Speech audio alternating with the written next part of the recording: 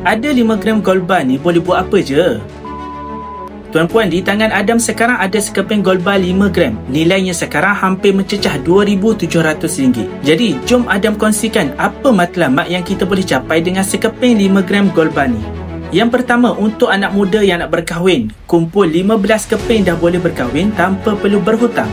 Yang kedua, untuk pasangan yang nak miliki rumah idaman, boleh kumpul sebanyak 24 keping untuk jadikan sebagai deposit rumah. Yang ketiga, untuk orang yang berkejaya, kumpul 25 keping sebagai dana kecemasan. Sekiranya anda diuji dan tidak mampu bekerja, boleh gunakan dana kecemasan ini. Yang keempat, untuk ibu ayah, kumpul 10 keping 5 gram sebagai dana pendidikan anak-anak.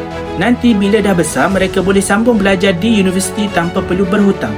Dan yang terakhir sekali, untuk bakal pesara, kumpul 100 keping 5 gram dan anda boleh bersara dengan selesa.